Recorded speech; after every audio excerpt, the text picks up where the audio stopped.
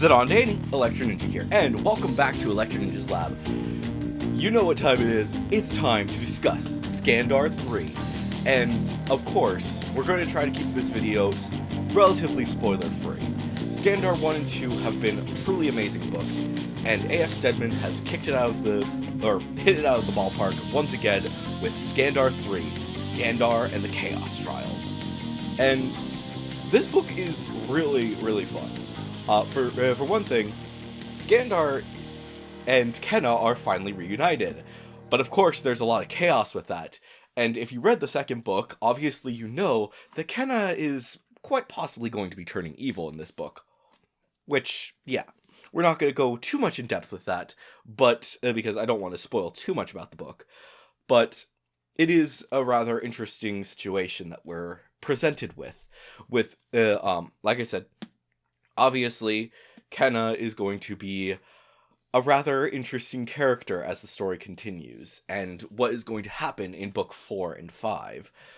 But as for this book, Skandar 3 starts off revealing that the hatchery is empty. At the very beginning of the prologue, Nina Kazama as well as Rex Manning have discovered that the hatchery is empty, meaning that every single egg has been stolen. Obviously by the Weaver, as if you read the second book, if you've read the second book, you know that's what's going on. And with Kenna being on the island, she also has a wild unicorn, and that is going to lead to a lot of chaos.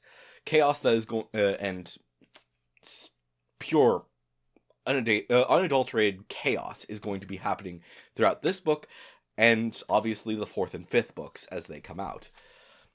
Kenna has a unicorn named Goshawk, and is obviously going to be living with that chaos from this point forward.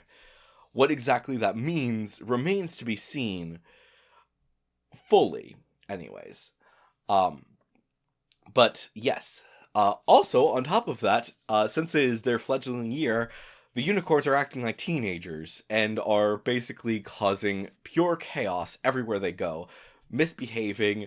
None of the unicorns are listening to any of the riders, to the point that some of the riders have actually been kicked off their unicorns. Scoundrel is running off, and much, much more.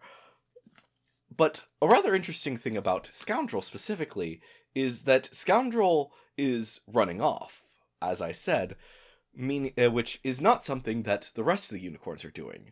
And it is mentioned multiple times throughout the book that this is rather odd behavior for a unicorn. Why exactly would Scoundrel be running off into the middle of nowhere and coming back dusty? Well, of course, that, as well as many other mysteries throughout the book, are revealed. It's still rather interesting. Now, what exactly are the Chaos Trials, as mentioned at the beginning of the book, as the cover of the book? Well, the Chaos Trials are a group of 4 tests, used to be 5 when Spirit was allowed, that are each connected to each of the different elements. Starting off the book, they do the Earth Trial, then I believe the Fire, Water, and finally Air is the last of the trials in the book. And each different trial has different aspects to it, but one of the main things that you have to that every person has to do as they go through the trials is they have to get these special stones that are connected to each of them. And by getting these stones, they are then able to pass the trial and move on to their next year.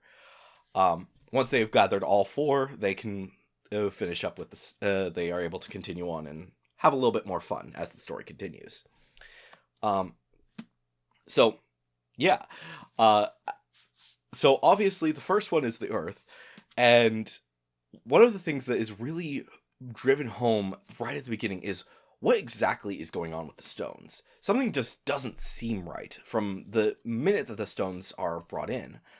And why exactly are they used as tests for this? Why are they kept at the Silver Stronghold while the entire trials are in between the trials? What exactly are they? And that is something that we get to see as the story continues. I'm not going to go into too much detail with that, but they are important, as you will see if you read the book. And another thing is that apparently all of the spirit stones have been completely destroyed, as revealed by Agatha at the beginning of the book. And it's unfortunate, to say the least. Skandar and Scoundrel are a little bit disappointed about that, as well as we get to see a lot more from the Mender dreams throughout this book.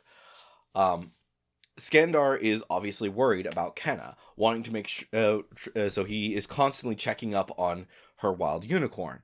But also he starts to wonder, okay, maybe I can find Goshawk's rider, and then mend them together, and maybe that will save her. And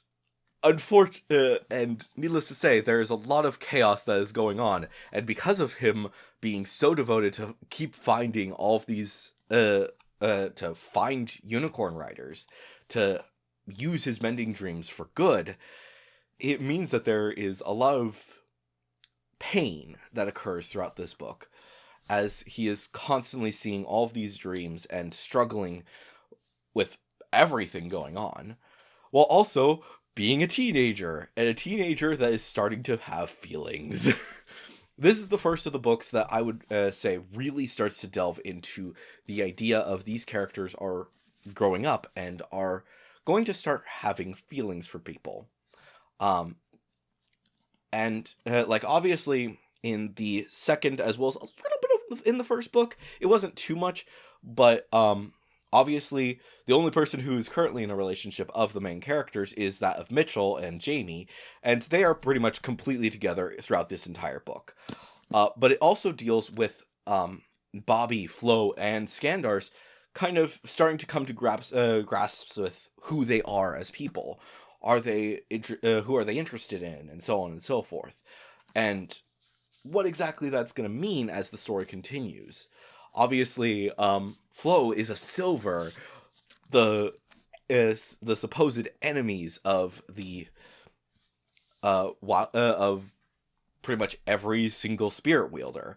Obviously, she doesn't necessarily agree with that, and there's a lot that is going to be writing as the story continues and their relationship moving forward. Obviously, also, Rex Manning has a lot more power, and it is dangerous that that someone who, at this point in time, it sounds like he's okay with spirit wielders, but as the book continues on, something is starting to click that he is not as good as he seems. And needless to say, I think that the following books, especially book 4 and 5, are really going to be dealing with the two new villains that get introduced, that kind of become more clear as this book continues. And also, what the stuff going on with the Weaver. Needless to say, things are dangerous, to say the least, as she continues to cause chaos throughout the entirety of this book. In fact, I would say that this is probably the book where she is the most involved. In, obviously, books 1 and 2, she's relatively not involved. Like, we do see her every now and again, and she has almost no importance in the second book, except for the fact that she's in the background. No one knows what's going on, and obviously everyone knows that Skandar is a spirit wielder at this point in time. And there's a lot. There is a lot of sadness in this book. I will say that this is the first book where main characters die. It is not any of the main 4, nor is it Kenna, but these there are pretty major characters that unfortunately do die in this book. So be aware of that and know that it is going to be a hard moment for many people as this book continues, as the series continues, and it's going to shape who these characters turn into as the story continues. I'm not going to say who dies, because those are spoilers, but there are 4 deaths. Obviously, and these are named characters, so be aware of that as you go into the next few books. So, yeah, it'll be sad. Needless to say, there have been deaths, obviously, in the previous books. Mostly the unicorns in the second book, and then a few points in time where the sentinels have been killed throughout both books. Um, Other than that, there's not too much. We never really see too much from these characters, but it's rather interesting thinking about like what is going to be going on as the story continues, and who is going to be taking control, and being what is going to be happening with the Chaos Cup, and how important those characters are going to be as the story continues. And hopefully, and another interesting detail is that we also find out a little bit more about island politics, and that technically, a rookie, or not a rookie, whatever the fourth one is, the fourth level of the fourth year, apparently they can actually enter into the Chaos Cup. It's rare and it's hard, especially since they have other things that are more important. But that does mean that that Preds, as well as, I believe it is rookies, I could be wrong, are both able to enter into the Chaos Cup if they actually have the capabilities to do so. And as such, it's going to be rather interesting to see if maybe some of our main characters are at least going to attempt to get in there to at least get a stronger foothold and protect Skandar, as things are not looking too great in the current setting. So we shall see. Skandar 4 is probably going to be one of the most interesting of these books, so look forward to that. As for the team themselves, they all, like I said, they all go through a lot of development throughout this book, and I think that you guys are really going to enjoy, especially Kenna's side of the story. A lot of loneliness is developed and discussed, and a lot of people, I think, are really going to understand how a lot of these characters are going through their lives.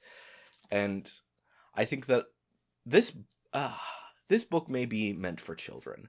It may be a children's book, but I think that that's one of the things that I really wanted to discuss with this book and future books, is that Skandar is not just a book for children. And it's not necessarily a book that I would necessarily have very young children reading. But those who are around the same age as Skandar and his friends, I would say that it is a reasonable book to start to give them. Young readers for sure, but not super young. But as for the adults in the audience, I think that you'll really find this book important, and will shape a lot of what you will start to resonate with you, with different aspects of the story and the struggles that these characters go through, and remind you of how hard school was when you were younger. But at the same time, the struggles that came about when you started to grow up, no longer going to school, and you're dealing with all of these other responsibilities. It honestly feels like Skandar is needing to grow up extremely fast. And I wonder exactly what that will mean for the future of the book. Will Skandar be able to go on as the story continues?